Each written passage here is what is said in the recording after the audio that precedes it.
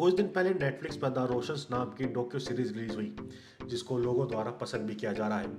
वह इस सीरीज की नींव कैसे पड़ी, इसको लेकर भी एक छोटा सा किस्सा है। आपको बता दें कि एक बड़ी म्यूजिक कंपनी ने कुछ साल पहले हिंदी सिनेमा के दिग्गज संगीतकारों के गानों के संग्रह प्रकाशित किए, तो राकेश रोशन को ढूंढने से भी उसमें अपने पिता रोशन के गाने नहीं मिले। बस इसी वजह से नींव पड़ी नेटफ्लिक्स की वेब सीरीज द रोशंस की। द रोशंस एक ऐसे परिवार की भावनात्मक और दिलचस्प कहानी है जिसने रचनात्मक और कला के माध्यम से बॉलीवुड को खूब प्रभावित किया। यह सीरीज रोशन लाल नागरस से शुरू होती है, जो गुर्जावाला में एक ठेकेदार से लखनऊ में एक प्रतिष्ठित संगीत उस्ताद बनते हैं। उस्ताद अलाउद्दीन खान की छाया में उनकी कला का विकास होता है। निजी जीवन में कठिनाइयों के बावजूद वह संगीत के प्रति अपने समर्पण को कभी कम नहीं होने देते।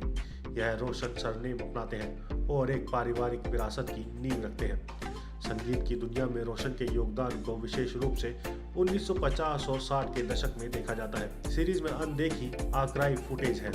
गायक और सहयोगी साथी एरा से विवाह करने वाले रोशन का संगीत प्रेम भारतीय सीमाओं से परे पहुंचता है।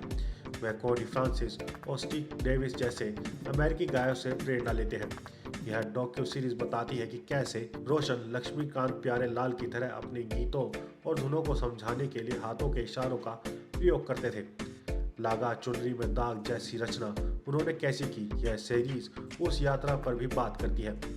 रोशन लाल नागरथ के जरिए एक संगीत में शुरुआत और रोशन परिवार के विरासत की नींव के बाद कहानी अगली पीढ़ी में पहुंचती है, जहां रोशन के बेटों की यात्रा है। राजेश रोशन एक मशहूर संगीत निर्देशक के रूप में उभरे, जबकि राकेश रोशन ने एक एक्टर और फिर दूरदर्शी निर्देशक के रूप में सिनेमा में छा गए। यह सीरीज राकेश के फिल्म निर्माता बनने के फैसले पर गहराई से नजर डालती है, जिन्होंने कई फ्लॉप फिल्मों का सामना करने के बाद करण अर्जुन, कोई मिल गया और क्रिस जैसी शानदार ब्लॉकबस्टर फिल्में बनाई। सीरीज में आगे रोशन परिवार की तीसरी पीढ़ी आती है, जिसके केंद्र में सुपरस्टार ऋतिक रोशन है। अपनी डेब्यू फिल्म कल हो ना प्यार है वह रातों रात स्टार बन गए। बॉलीवुड में उन्हें ग्रीन गॉड का तमगा भी मिला।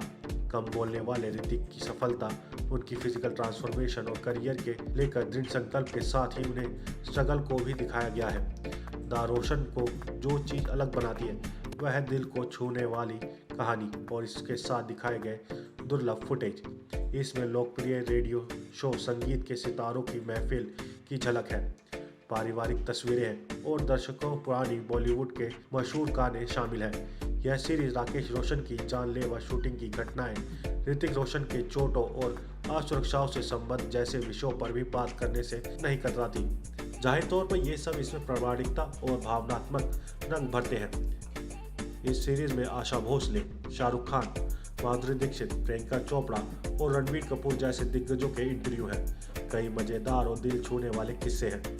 रोशन परिवार ने अपनी विरासत को सारा जमाना और झूली जैसे गीतों के जरिए आगे बढ़ाया है, जिसे जावेद अख्तर, विशाल ददलानी और सोनू निगम श्रद्धांजलि देते हैं। राजेश रोशन की म्यूजिक डायरेक्टर के तौर पर सफलता की यात्रा भी देखने लायक है, जिसका रास्ता काला पत्थर, का होना प्यार है और कोई मिल गया से लेकर गुजरती है। इस डॉक्यू सीरीज में देखते हुए हमें शशि रंजन, भारती के दुबे और समीर सालुके की मेहनत दिखती है। उन्होंने रिसर्च से लेकर दुर्लभ, अनदेखी, अनकही तस्वीरें, गीतों, आइकॉनिक फुटेजों को खंगालने में खूब समय दिया है। कुल मिलाकर द रोशंस फिल्म और संगीत प्रेमियों के लिए एक मस्ट वॉच है। यह न सिर्फ एक परिवार की विरासत का जश्न है, बल्कि कला, जुनून और अपने मूल्यों पर टिके रहने की भी कहानी है। आप इस खबर के बारे में क्या सोचते हैं, हमें कमेंट सेक्शन में बताएं। साथ ही ब्रह्मास्त्र न्यूज़ को सब्सक्राइब और शेयर भी ज़रूर करें।